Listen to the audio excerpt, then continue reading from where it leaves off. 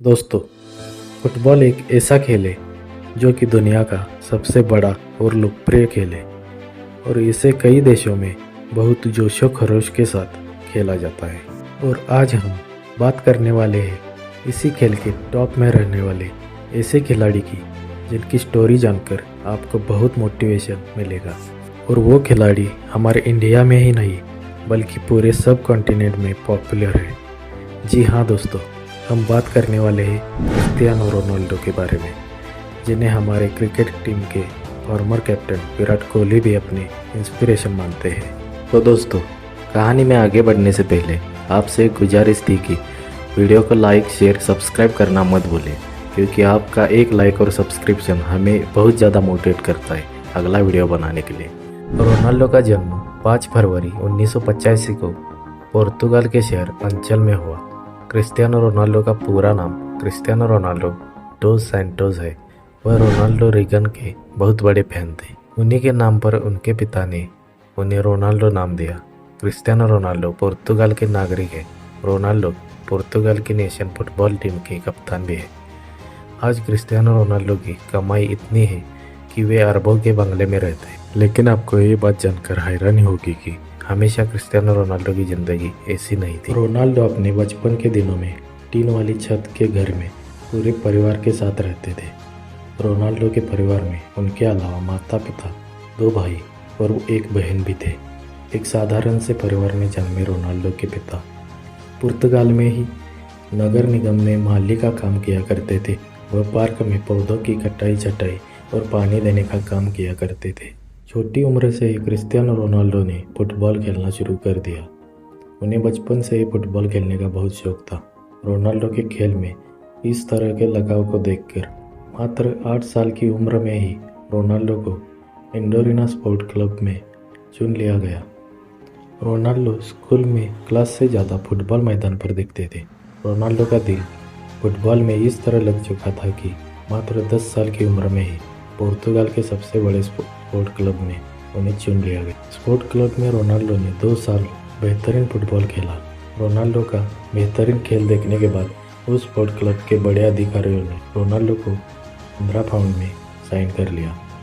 यह क्लब पोर्तुगाल की राजधानी लिस्बन में था और इसी कारण रोनाल्डो को घर छोड़कर पोर्तुगाल की राजधानी लिस्बन में रहने जाना पड़ा। जब रोनाल्डो 15 साल के हुए तब इनके माता पिता को पता चला कि रोनाल्डो के दिल में परेशानी है।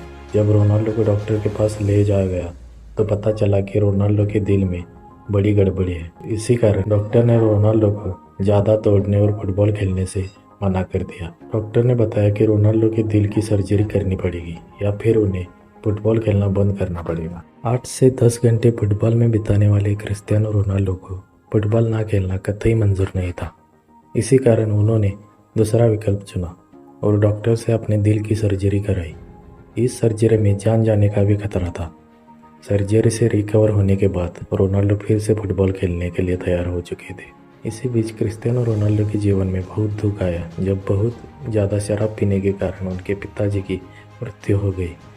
इस घटना ने रोनाल्डो को हिला कर रख दिया, क्योंकि रोनाल्डो सबसे ज़्यादा अपने पिता के करीब थे। उनके पिता ही घर में अकेले कमाने वाले थे, जिनके चले जाने के बाद क्रिस्टियानो रोनाल्डो की आर्थिक स्थिति बहुत खराब हो गई। इसी कारण रोनाल्डो की मां को दूसरों के घर खाना बनाने का काम करना पड़ा था।